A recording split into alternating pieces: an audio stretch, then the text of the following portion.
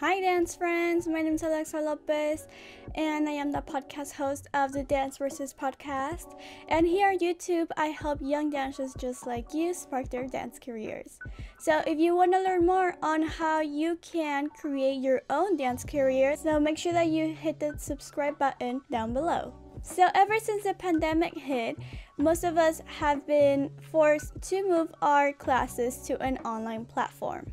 Some of us take classes and some of us also teach. So if you are a teacher and you want to learn some useful tips that you can use while teaching online, then keep on watching. Tip number 1 is to connect your computer to your TV. A problem that I have is that a computer screen or tablet screen or even your own phone screen, they're really tiny.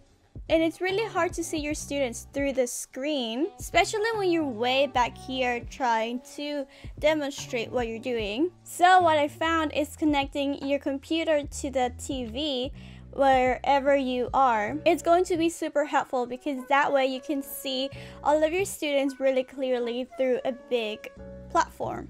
Also, when you don't have a studio to work with and you're working from home and you don't necessarily have a mirror in front of you, Zoom actually acts like a mirror because you are dancing in front of the screen of the Zoom and you can see yourself through the TV screen. So depending on which device you are using, I use a MacBook Air, so I have to get an adapter, and I'm sure with any MacBook product or Apple product is going to be the same. You will have to get an adapter somehow. So this is what I use. I use the Mini DisplayPort 2 HDMI, it's called, and I'll try to link it down below if you need one of these.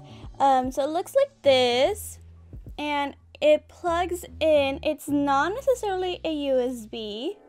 It's like smaller than that, and it goes on the right hand side of the MacBook Air, and here's the HDMI port that you will need to connect it to the cable in your TV. So tip number 2 is to share your computer sound. Zoom has actually the most horrible audio ever. It sounds fine when you're talking, but when you play a song from your computer, or even if you have like a little speaker and you use that to play a song, I don't know what Zoom does, but it sounds really choppy and you can't really hear it from the other end. So sharing your computer sound will make a big difference. It will actually make your songs coming from your computer sound exactly like the way that you hear them in real time.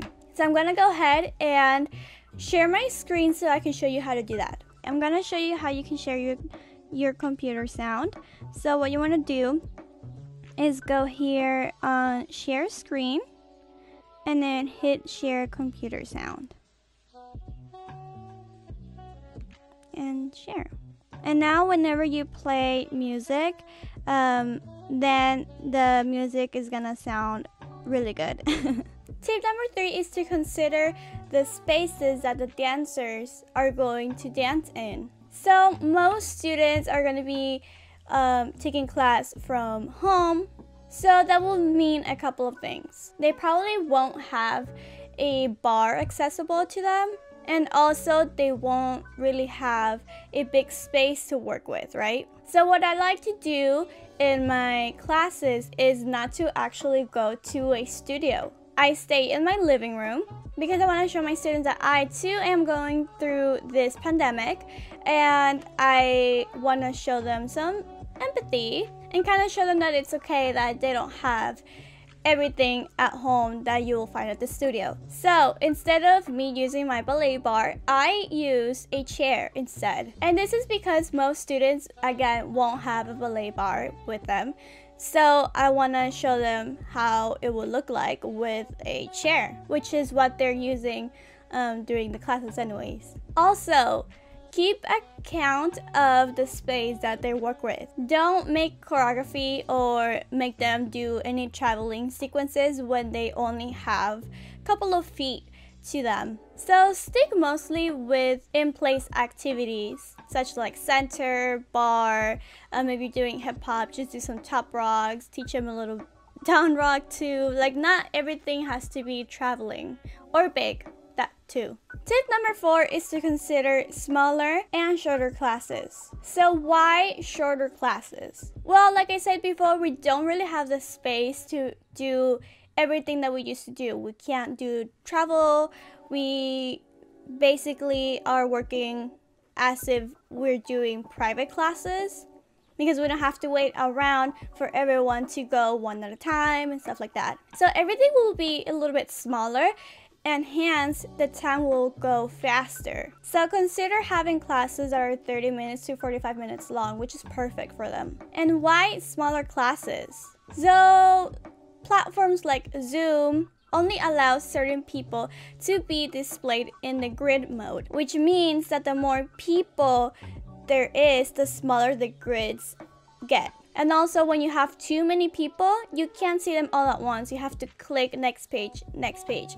So you have to go like that and swipe and see everyone. So for me, I like to have smaller classes on Zoom, such as like max 4 or 5 people, so that we can all see each other pretty well and actually watch each other, give feedback, and get a more intimate class. Because, I mean, we're not in person and we need that human connection somehow. And tip number 5 is to use technology to your advantage. So what I really like to do is sharing my screen during class or at the end of class. And we play a little game like spin the wheel. I go in there and I go into spin the wheel app. I add everyone's names, and whatever name it lands on, that person will have to do an improv. I've also done scavenger hunts, which are really fun, with a visual of the map. Something that I really like to do as well is share my screen and play clips of professional dancers dancing the genres that they're learning during class. If you don't know how to share your screen on Zoom, I will show you right now. Now, I'm going to show you something a little bit different. I'm going to show you how you can share your screen. So, here you share screen again.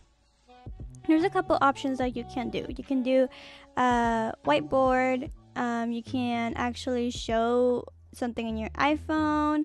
I've never used this one. But if you have different windows open, you can just do that. Or you can share your desktop completely, which I don't recommend if you have a lot of stuff in there. So I always like to just hit whatever window I have open and ready for the students to watch. I'm going to click on that and click share. And now you can see this green line, and that just is there to show you that that's what they are seeing. And I have here the YouTube page, so make sure that you subscribe. Thank you. And that is it. If you have other tips that you want other people to know, please leave them down below in the comments. Next week, I will be doing a vlog of the life of a dance artist. So that will be a little bit different and it'll be a fun one. But make sure that you subscribe so you can get the notification of when that is going to come out. Alright, thank you so much. Bye-bye.